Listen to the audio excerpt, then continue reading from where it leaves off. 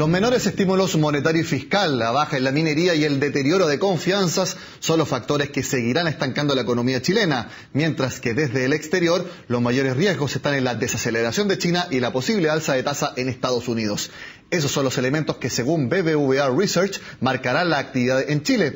Queremos analizarlos con Germán González, economista principal de esa entidad. Germán, gracias por estar nuevamente en Agenda Económica. Gracias a ti por la invitación. Empecemos con los números porque son lo que ustedes ven. En temas de crecimiento del PIB, si el año pasado Chile creció 1,9%, ustedes proyectan el mismo número para este año y apenas 2% para 2016. Es decir, 3 años en que la actividad prácticamente se mantuvo estancada.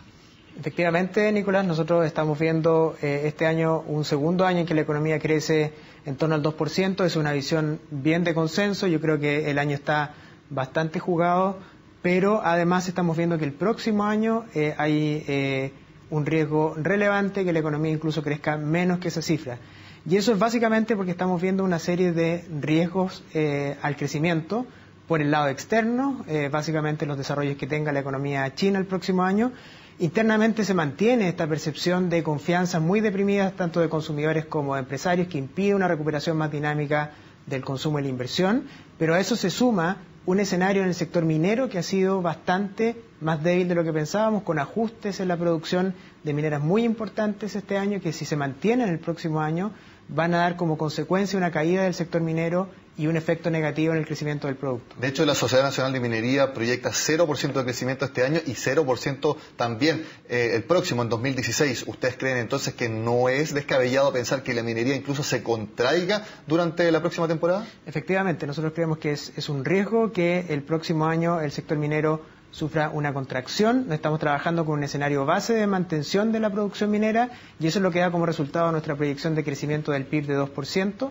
Sin embargo, creemos que hay riesgos, como te mencionaba hace un rato, de que esa producción sea menor, que hay una caída en la producción, que los ajustes sean más bien permanentes, los que se han anunciado este año, y eso daría como resultado una caída de la producción con efectos externos negativos sobre otros sectores. De hecho, ustedes creen que el precio promedio del cobre cerraría este año en $2.51 la libra, pero caería a $2.37, o sea, es decir, 14 centavos menos como promedio entre un año y otro. Eso ya es un indicio que valida un poco las proyecciones que ustedes tienen. Efectivamente, las empresas mineras también lo están viendo. Yo creo que las empresas hoy día están trabajando con escenarios del precio del cobre bastante más deprimidos, similares a los actuales, en torno a $2.30. Y la consecuencia que ha tenido eso es que estas empresas han tenido que recortar sus niveles de producción, están recortando la contratación de personal y están haciendo más eficientes sus procesos productivos. Nosotros, como escenario base, no vemos que el precio del cobre vaya a caer mucho más, pero por supuesto que es un escenario de riesgo ver el precio del cobre aún más bajo de lo que estamos viendo hoy día.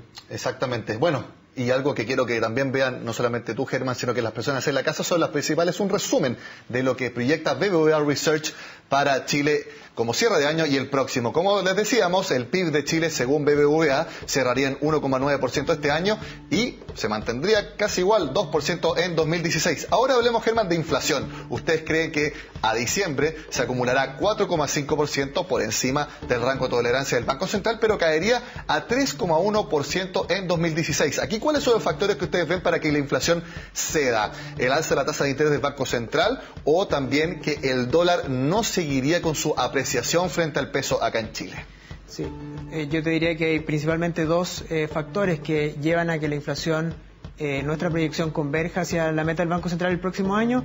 Uno de ellos es que vemos una demanda interna privada que se va a mantener muy débil, es decir, no vemos un repunte del consumo privado significativo el próximo año, sino que lo vemos creciendo a un ritmo muy similar al de este. Vemos que la inversión también privada se va a mantener muy débil el próximo año. Entonces, desde el punto de vista de la demanda privada no vamos a ver mucha presión inflacionaria, pero efectivamente, por otro lado, no vemos tampoco que el tipo de cambio siga inyectando inflación el próximo año. El tipo de cambio ha sido el principal determinante de que tengamos tanta inflación acumulada en el 2015, también en el 2014, y nosotros vemos que el próximo año la presión depreciativa sobre el peso, debiera tender a atenuarse. Nosotros tenemos una proyección del tipo de cambio a fines del próximo año más cercano a niveles de 670 pesos. Creemos que lo que estamos viendo hoy día tiene mucho que ver con la volatilidad que hay en los mercados, con noticias que vienen de China, con noticias que vienen del retiro del estímulo monetario en Estados Unidos. Son noticias de corto plazo que están inyectando depreciación al peso, pero que no debieran mantenerse el próximo año. El menor crecimiento del gasto fiscal también ayuda a que la inflación ceda. Efectivamente, creemos que el gasto público el próximo año, creciendo prácticamente la mitad de lo que crece este año, va a contribuir a reducir una presión de demanda que hoy día está implícito, digamos, en los precios que estamos viendo. También va a ser un factor que va a limitar un poco el crecimiento y que también va a afectar, digo, la creación de empleo. Germán, revisamos nuevamente la gráfica para ver un tema que tú lo mencionabas con respecto a la actividad, la inversión. Como vemos, ustedes piensan que va a caer 2,4% como porcentaje del PIB en Chile y creciendo 0,2% en 2016. Eso me imagino que también lo pueden revisar y no descartan que la inversión nuevamente caiga el próximo año si no mejora las confianzas y sobre todo también que no hay proyectos de ley que uno podría decir están apuntalando el crecimiento y la inversión en Chile. Por supuesto, un crecimiento de la inversión de 0,2 es bastante poco, digamos. Hay que tener en cuenta que venimos de un año 2014 en que la inversión cayó 6%. Este año tenemos una caída de 2,4% que se da en un contexto en que la inversión pública crece cerca de 15%. O sea, este número tiene implícito una fuerte caída de la inversión privada del año 2015. El próximo año el presupuesto contempla que la inversión pública se contrae y por lo tanto no va a contribuir, y hay un supuesto implícito en nuestra proyección de que hay un marginal crecimiento de la inversión privada. Lo que estamos viendo en la cifra en el margen es que efectivamente, por efectos de base de comparación, como la inversión ya ha caído tanto, estamos viendo cierta estabilización en los indicadores de inversión en construcción y también en maquinaria y equipo, muy afectados por efectos base. Creemos que el próximo año el crecimiento va a estar en torno a 0 y eso va a significar esta proyección que tenemos acá de un crecimiento prácticamente nulo de la inversión total. Veamos el último punto que tenemos en la gráfica, que es el déficit fiscal. Es decir, que el fisco, el gobierno, gasta más de lo que le ingresa en términos simples. ¿Ustedes creen que será 2,9 puntos del PIB en 2015? Eso incluso es menor a lo que proyecta Hacienda. Efectivamente, para este año tenemos una proyección de déficit fiscal algo menor.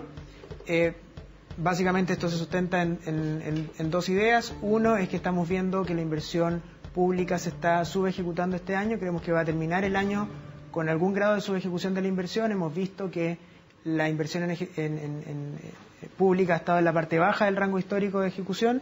Creemos que eso va a afectar el gasto al cierre del año.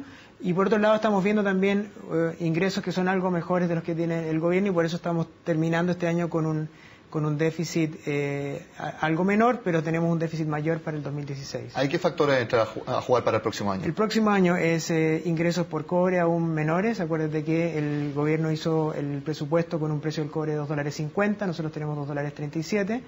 Y también, por supuesto, un crecimiento del PIB menor, porque el gobierno hizo el presupuesto con un crecimiento de 2,75, nosotros creemos que la economía va a crecer 2%. De hecho, ustedes ven que la convergencia estructural, es decir, igualar los ingresos con los gastos del fisco, 0% de déficit fiscal, 0% de superávit fiscal, lógicamente, ustedes lo ven recién para 2020, cercano a esa fecha.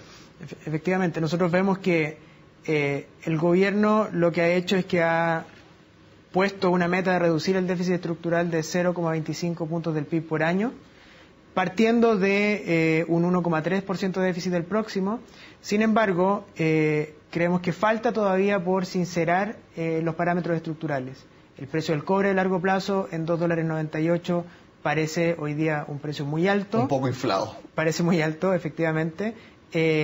Nosotros estamos pensando en una proyección más cercana a $2.70, $2.75. Creemos que ese ajuste se va a producir.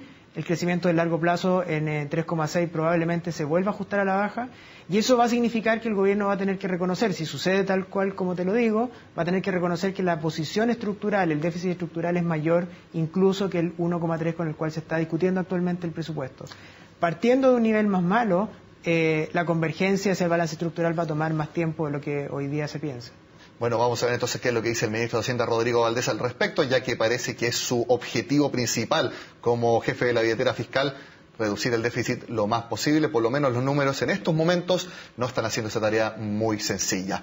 Germán González, muchas gracias por estar con nosotros en Agenda Económica. Gracias a ti, Nicolás. Bueno, y con esta entrevista y las proyecciones que tiene BBVA Research para nuestro país, terminamos la agenda de este lunes. Como siempre, los invito a que sigan con nosotros acá en CNN Chile.